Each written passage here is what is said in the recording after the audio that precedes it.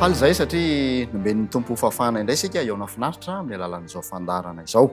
Ary raisina ho tombontsoa ny manana ny pasteur Andrea Paratina Fanera izay miara-mianatra amintsika mivaofy ny ten'Andriamanitra amin'ny alalan'ilay loha hevitra hoe onona eo aminy aho.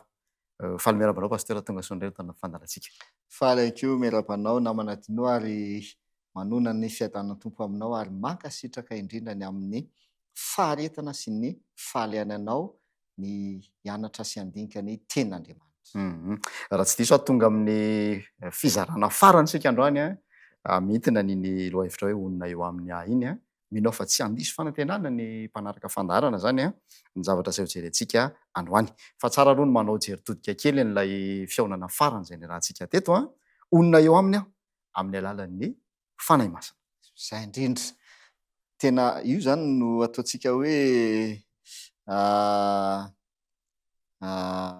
dingana farany atateraka ny ty fizarana farany izay ho jerevantsika ty miankina amin'io zany le izy de le hoe onona eo aminy amin'ny alalan'ny fanahy masina Andriamanitra. Raha tsy tanteraka io namana dinao de tsy tanteraka ty fizarana izay ho tiniantsika androany ty raha tsy misy an'io satria iny le teny Jesosy hoe mahatsara anareo fialako fa raha tsy miala aho de tsy ho avy aty aminareo ny mpananatra Jesosy efa niakatra any an-danitra efa fotoana ela zany zay niakaran'i Jesosy tany an-danitra de iny le fanontaniana namarana antsika le fizarana hoe am'izao ankehitriny izao monina eo amintsika amin'ny alalan'ny fanahy masina tokoa ve Andriamanitra. Zay le izy tena monina amintsika amin'ny alalan'ny fanahy masina ve Andriamanitra. Ndao hijery toe-javatra anankiray tsika amaky toko sy andinitsika Romanina toko 9 ny andininy 7 sy ny 10 ny andeo vaky itsika. Romanina toko 9 ny andininy 7 sy ny andininy 10. Zao ny vaky ny teny amin'ny anaran'i Jesosy fa ianareo tsy ao amin'ny nofo fa ao amin'ny fanahy. Raha ny fanahyn'Andriamanitra no mitoetra ao anatinareo. Fa raha misy kosa tsy manana ny fanahiny Kristy dia tsy azy izy. Fa raha Kristy no mitoetra ao anatinareo na de maty ihany aza ny tena no ny ota de fiainana kosa ny fanahy no ny fahamarinana. Zay mazava be le ten'Andriamanitra. Ianareo tsy ao amin'ny nofo izy fa ao amin'ny fanahy. Raha ny fanahin'Andriamanitra no mitoetra ao anatinareo. Onona ao aminy aho amin'ny alalan'ny fanahy masina.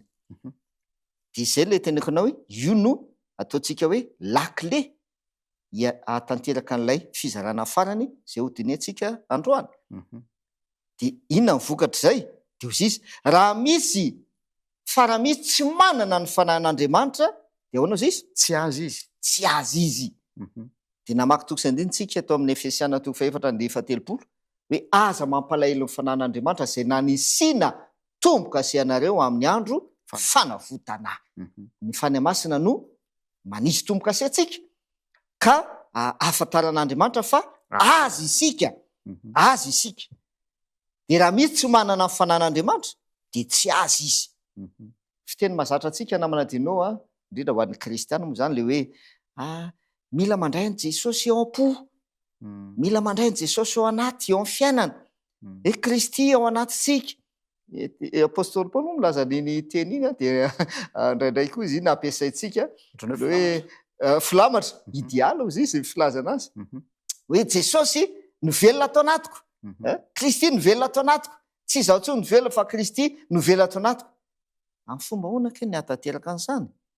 De le andininy 10 amin'le Romanina toko 9. Zay tsara ozy izy.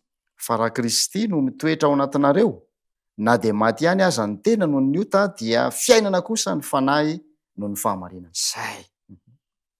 De raha toizantsika ao amin'ny 1:10 de ozy izy raha ny fanahin'ilay nanangana an' Jesosy tamin'ny maty no mitoetra ao anatinareo dia zay nanangana an Kristy tamin'ny maty no amelona ny tenanareo mety maty amin'ny fanahiny izay mitoetra ao anatinareo. Amin'ny 10 de ozy izy hoe fa raha Kristy no mitoetra ao anatinareo. Amin'ny fomba ahoana kay le hoe Kristy mitoetra ao anatsika de tenenina azavaina amin'ny 1:10 izay mitoetra ao anatinareo. Raha ny fanahy izay nanangana an' Jesosy no mitoetra ao anatinareo dia izany fanahy izany no hamelona ny tenanareo mety maty amin'ny fanahiny izay mitoetra ao anatinareo. Zay mahatonga amin'ny tenanao namana tenao hoe le hoe ona eo aminy aho amin'ny alalan'ny fanahy masina, io no lakle. Zay manana zay raha misy tsy manana ny fanan'Andriamanitra dia tsy azy izy, tsy azy izy.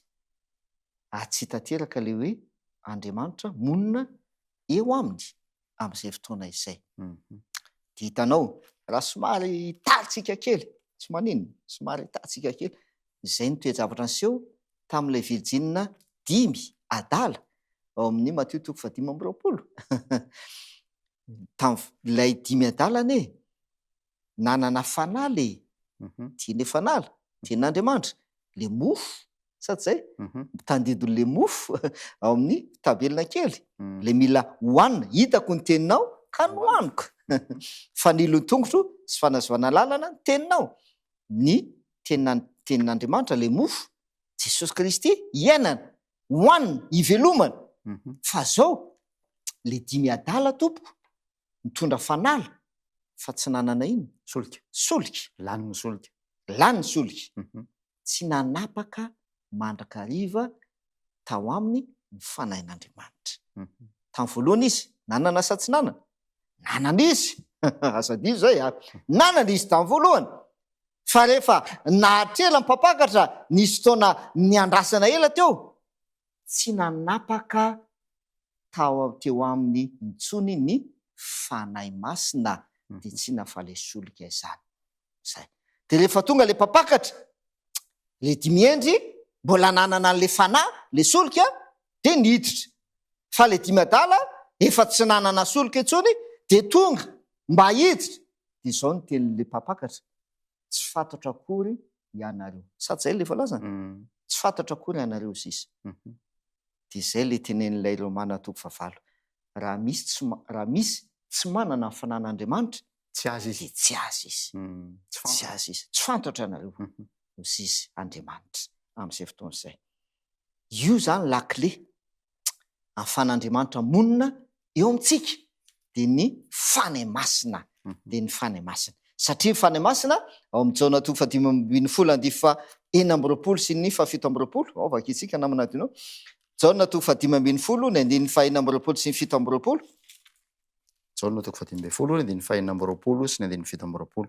Fa raha tonga ny mpananatra izay irahako aminareo avy amin'ny ray, dia ny fanahin'ny fahamarinana izay mivoaka avy amin'ny ray, dia izy no ho vavolombelona anambara ahy.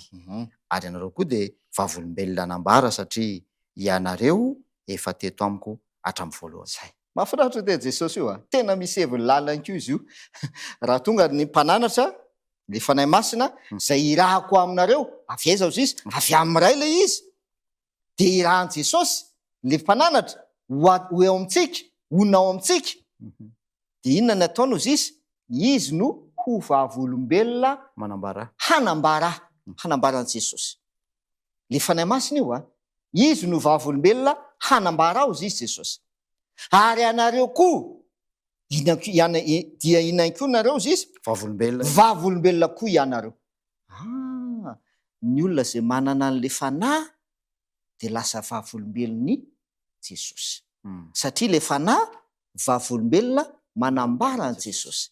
Dia rehefa miasa ao anatin'le olona le fanahy dia lasa vavolombelon'i Jesosy le olona. Dia izay lazain'izy asan'Apôstôly 2:9.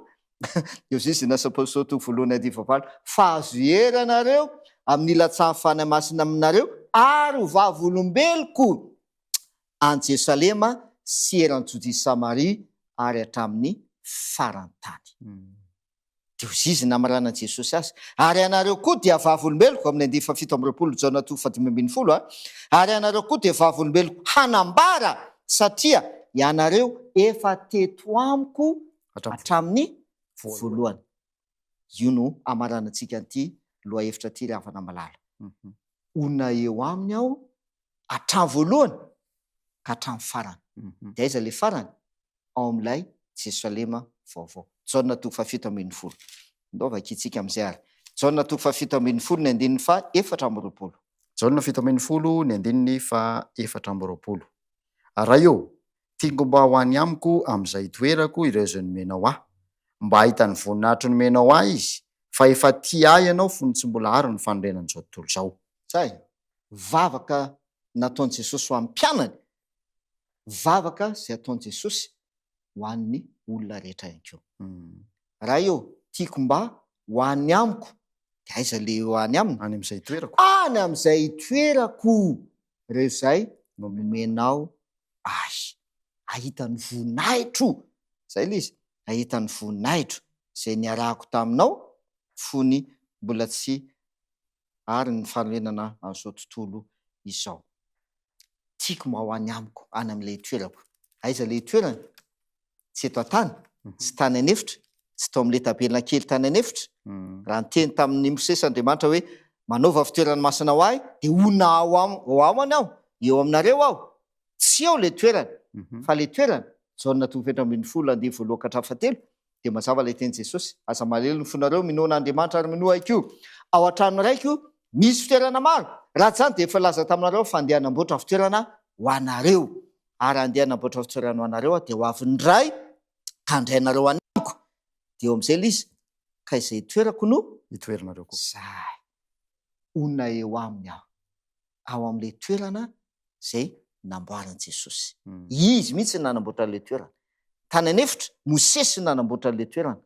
Zay ilay izy a, mareo tsara. Mosesy nanamboatra an'ilay toerana tany anefitra. De nonona teo Andriamanitra. Fa amin'ity faran'ity, Jesosy manamboatra an'ilay toerana. De miteny Jesosy, izay toerako ho itoeranareo koa. Ona eo aminy aho. Mahafinaritra ilay izy namana tinao a. Ndao mba hamaky kely tsika. Somary tsy idirantsika lalina loatra fa mampahirantsika mba hamaky ny apokalipsy. Apokalipsy toko fa 1:20 sy ny toko fa 2:20. Fa ndaovaka itsika ny andininy voalohany ka hatramin'ny fahatelo. Apokalipsy toko fa 1:20 ny andininy voalohany ka hatramin'ny fahatelo. Apokalipsy toko fa 1:20 ny andininy voalohany hatramin'ny fahatelo. Ny amin'ny Jerosalema vaovao. Ary nahita lanitra vaovao sy tany vaovao aho, fa efa lasa ny lanitra voalohany sy ny tany voalohany, ary ny ranomasina de tsy misy intsony. Ary nahita fa indro ny tanàna masina de Jerosalema vaovao, nidina avy any an-danitra tamin'Andriamanitra, voaomana tahaka ny ampakarina efa miaingo hiaona amin'ny vadiny. Io zany le tenen'i Jesosy amin'ny Jaona toko fahaefatra ambin'ny folo hoe anamboatra fitoerana ho anareo aho. Ka izay toerako itoeranareo koa. De miteny izy any amin'ilay Jaona toko fahafito ambin'ny folo, vavaka, tiako mba ho any amiko any amin'izay toerako ireo izay nomenao ahy. Aiza ilay izy?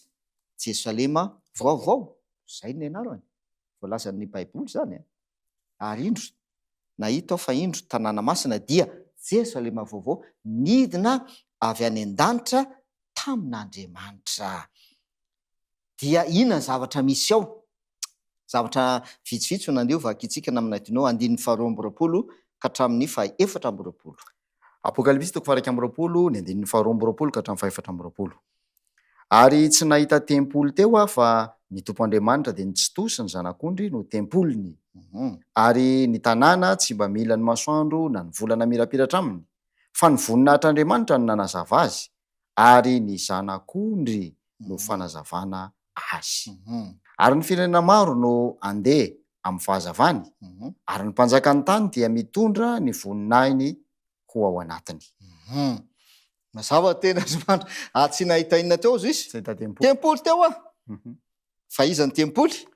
Ny zanak'ondry ozy izy. Ny zanak'ondry, ny Tompoandriamanitra de nitsitosiny zanak'ondry no tempoly. Movety zay ny zavatra aseho tany anefitra. Le tany anefitra de hita maso. Altara, tavy, mofo, fanaovan-jiro, fiara-fanakena, altara fandoanan-tsindrin-kazomanitra, hita maso. Aika izany le tempoly. Iza le tempoly? Andriamanitra sy ny zanak'ondry no tempoly. Monina eo aminy. Monina eo aminy. Raha nonona teo amin'ny zanak'Israely tamin'ny alalan'ilay tabelina kely Andriamanitra, eto amin'ny apokalipsy, onona eo amin'ny olona amin'ny alalan'ny zo voalazan'io Andriamanitra. Izy mihitsy le tempoly, zanak'ondry mihitsy ny tempoly sy nitsotoa ny tempoly. De milaza izy Zavanatsono izy. tsy mila ka hiditra kely am'zay fotsiny tsika. Profo anankiray fotsiny ndeha ho raisika. Tao am'le tabenakely nisy fanazavana efa fanaovanjio sady zay. Fa any amin'ilay toerana tsisy fanazavana ao zisy. Tsy nisy fanazavana na masoandro na volana ao zisy tao. Fa ny voninahitr'Andriamanitra no nanazava azy. De ino tena mahafinaritra ny 2:3 io ary ny zanak'ondry no fanazavana azy. Jesosy anie zany e. Jesosy no fanazavana. Inona anie nahatonga antsika namin'antony hoe lay tabelina kely Jesosy anie ny fototra e. Jesosy ny fototra le tabelina kely. Onona eo aminy aho Jesosy hoe Andriamanitra. Jesosy anie le izy hatrany voalohany. Satria rehefa tafasaraka tamin'ny olona anie, tamin'Andriamanitra anie da masevy ka tsy afaka niara-nonina tamin'Andriamanitra intsony, tsy afaka nifandray tamin'Andriamanitra intsony, de azadino fa nanao akanjo hoditra anie Andriamanitra e, mba ahafahan'Andriamanitra monina ary mba ahafahany Adamaseva ho tafaverina indray amin'Andriamanitra, de nanao akanjo hoditra n'Andriamanitra iny le zanak'ondry. Jesosy le zanak'ondry. Tena lalina be le izy. Jesosy. Aika zany Jesosy no fototra. Fototra n'le hoe onona eo aminy aho. Jesosy Kristy ny fototra an'le izy. Ny zavatra mampalahelo pasteur, na dia nampianarina ny zanak'Israela zany rehefa tena tonga Jesosy ilay notondroiny tabelina kely Tsy ninony. tsy ninony, tsy fantany akory hoe ity kaino. Tena mampalahelo. Tena mampalahelo mihitsy. Nefa Jesosy le fanompoam-pivavahana tany an'efitra manondro azy. manondro an Jesosy. Ary efa mampafantatra an zareo sady hoe ho avy le tena izy. Le fanatitra zay vonoana zanak'ondry vonoana ty tandindo le tena ho avy, le tena izy zay ho avy, de tsy iza fa Jesosy. Zay le izy. Fa tsy ninondro zareo le izy rehefa tonga Jesosy Kristy. Ry havana malany. Ny vavaka ataon Jesosy de hoe tiako mba ho an'ny amiko any amin'izay toerako reso ny menao ahy. Onona eo aminy aho, aiza ao amin'ilay Jerosalema vaovao. Zay zany izy. Ny hafaran'le izy zany namana dino mivelona any amin'ilay voalohany indray. Nanamboatra lanitra sy tany Andriamanitra. Sady zay le Genesis 1:1-2. Jehovah nahary ny lanitra sy ny tany. Fa ny hafaran'le izy mivelona amin'izay indray le izy. Ary nahita lanitra vaovao sy tany vaovao aho izy. Dia onona eo aminy tahaka nataon'Andriamanitra tamin'ny voalohany, onona ao koa Jesosy sy Andriamanitra, onona miaraka amin'olona ao izy. Fa ndao mba mamaky toko sy andiny ray tsika. Fampitandremana. Fampitandremana. 7:20. Apokalipsy 1:20. 7:20. Apokalipsy 1:20 ka ny 7:20. Ary tsy mba hiditra ao mihitsy izay tsy masina, na zay manao vetaveta, na zay mandainga, fa izay voasoratra anatin'ny bokin'ny fiainana, izay ian'ny zanak'ondry ihany. Ya, volaza io zany zao mazava tsara, fampitandremana ihany koa le izy.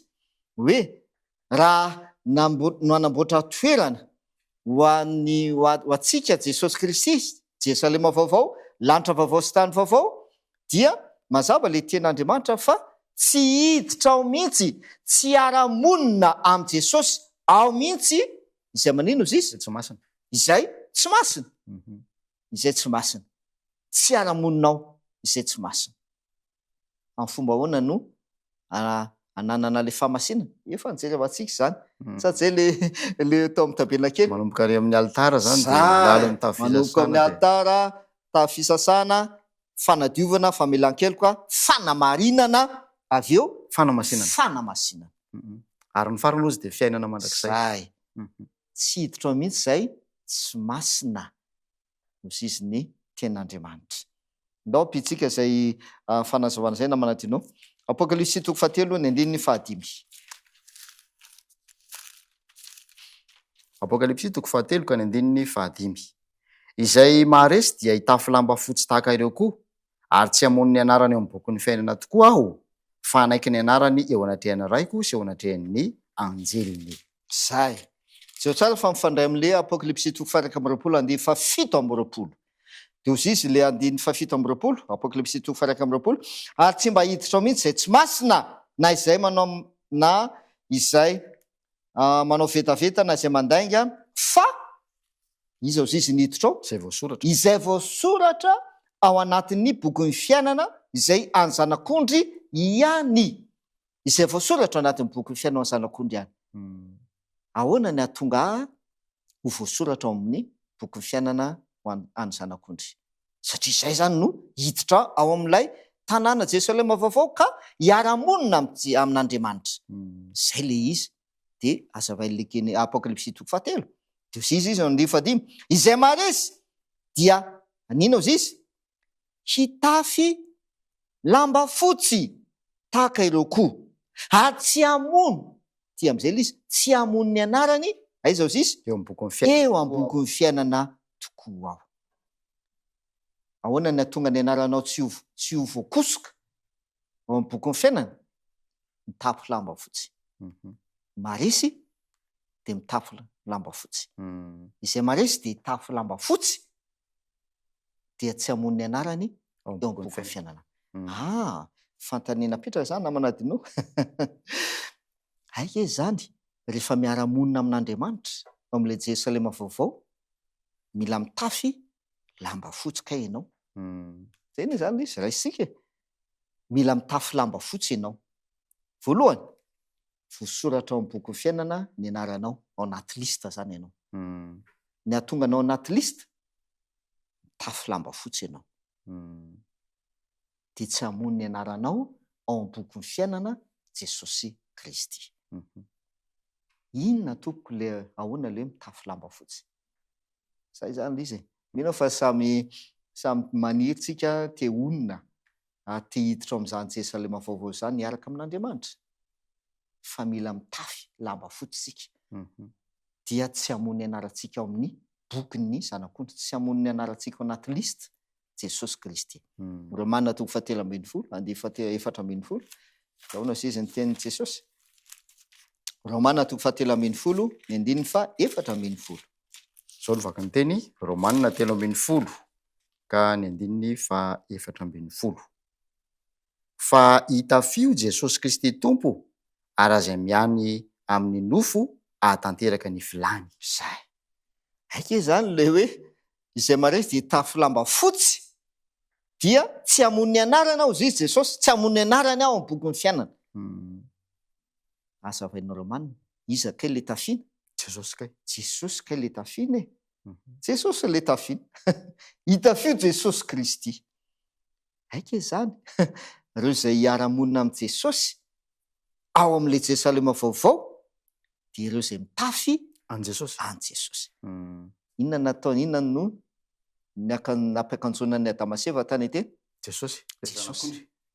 Atsika am'izay tompo. Jesosy anie no nampakanjonany Adamaseva zanak'ondry, akanjo hoditra zanak'ondry. Nitafy an Jesosy tompo i Adamaseva, nitafy an Jesosy. Zay mahazo antoka fa i Adamaseva rehefa ho avy Jesosy dia hitsangana amin'ny maty izy de hiara-monina am' Jesosy ho tanteraka aloha izay toerako hitoeranareo koa. Satria mitafy lamba fotsy izy. Tsy iza fa Jesosy le lamba fotsy akanjo zanak'ondry. Ia, mahafinaritra ary lalina ny ten'Andriamanitra, lalina ny fitiavany nasehony tamintsika tamin'ny alalan'i Jesosy ilay zanak'ondry voavono hatramin'ny nanondrenana izao tontolo izao izany. Ndahory hoentina ambavaky ny fandarana izay atao hoe naka fotoana maromaro mihitsy tsika nafahana nivaofy azy tamin'ny Tsipriany inoko fa voarainao ny afara ty kapitaina tao anatin'izany rehetra izany. Hoentsika ambavaka zany pasteur.